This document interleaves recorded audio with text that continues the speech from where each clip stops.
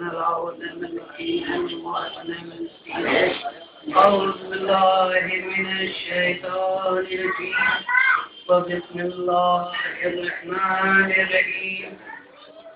الحمد لله رب العالمين. والصلاة والسلام على أشرف الأنبياء والمرسلين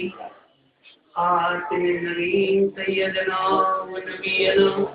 ومولانا بالقاسم محمد اللهم صل على محمد وآل محمد.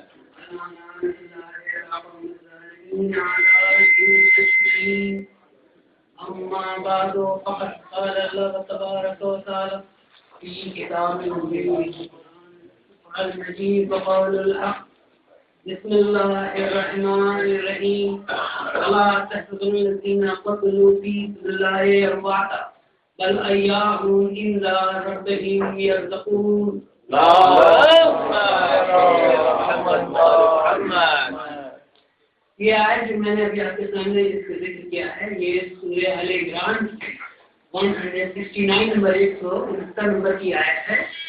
اور اس میں اللہ ارشاد فرما رہا ہے کہ وہ افراد جو اللہ کے راہ میں قتل کر دیے گئے ان کو مردہ گمان نہ کرو، سوچو نہیں، گمان نہ کرو،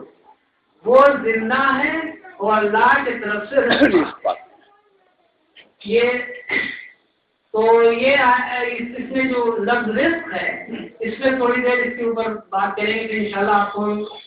جس طرح ہر سال سناتے ہیں رزق پروفائل،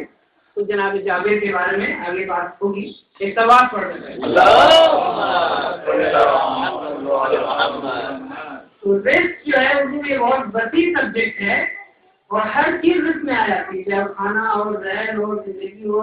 یعنی مختصر یہ ہے کہ حیات ہی رزق ہے۔ اور اب یہ کہ چونکہ نوجوان لوگ آج کل کے جو وہ سائنٹیفک اپروچ ہے تو انہیں سے گفتگو کرنی ہے تھوڑی دیر، تو اس سے میں نے سوچا کہ سائنس والوں سے پوچھا جائے کہ رزق کیا ہے، تو سائنس سے پوچھا تو سائنس نے یہ کہا کہ بھائی ہمارا جو وجود ہی جو ہے وہ 3 سینچری سے شروع ہوا ہے اور قرآن نازل ہوا ہے 6 سینچری میں 610 سے، تو ہم سے تو قرآن 1000 پہلے آیا ہے اور اس میں وہ ساری باتیں موجود ہیں، چاہے وہ جینیٹک انجینئرنگ کی ہو یا انسان کی خلقت کی، وہ اللہ پہلے بتا رہا ہے، ہم تو 1630 سینچری سے آئے ہیں، اس لیے ہم تو اس کے بارے میں بتا ہی نہیں سکتے۔ اور یہی نہیں بلکہ جو جہاں تک جینیٹک انجینئرنگ کا سوال رکھے پوچھ رہے کہ اسلام کیا کہتا ہے، تو چاہے جینیٹک انجینئرنگ ہو یا ٹیسٹی بیبی ہو یا کلوننگ کے بارے میں ہو، تو جواب اس کا یہ ہے کہ جو ہے سائنس چاہے جتنا بھی ایجاد کر لے،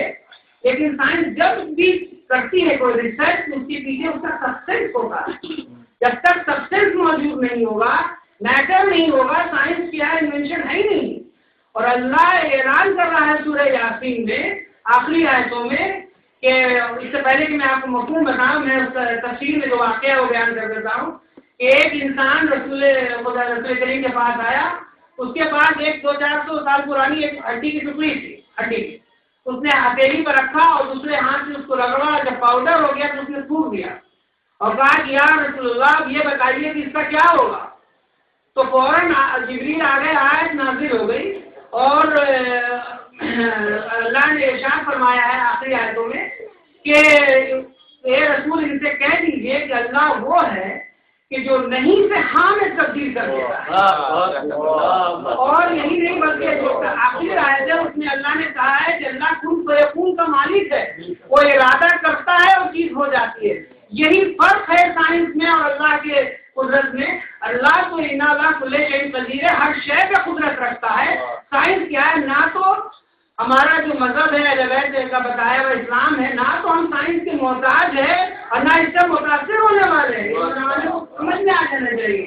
اس لیے چاہے آج 3 طریقہ ہو یا 3000 طریقہ میں قیامت تک آ جائے، اس سے کوئی فرق ہی نہیں پڑے گا اسلام کو،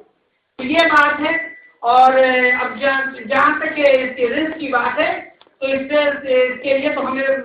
قرآن میں ہی پہلے دیکھنا پڑے گا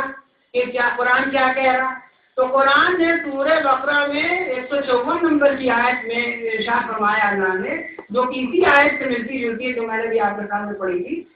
کہ ان کو مردہ نہ کہو، وہ زندہ ہیں، کیونکہ تم کو اس کا شعور نہیں ہے. یعنی یہ جو ہے کہ رزق کیسے، ابھی آخر انسان عام آدمی مر جاتا ہے تو اس کی تو ختم ہو گئی، وہ آہستہ آہستہ اس کی باڈی کی کمپوز ہو جاتی ہے، وہ ختم ہو جاتی ہے، کچھ بھی نہیں رہتا. اور اللہ کہہ رہا ہے کہ جو زندہ ہے، جو شہید ہے، جو اللہ کے راہ میں قتل کر دیے گئے،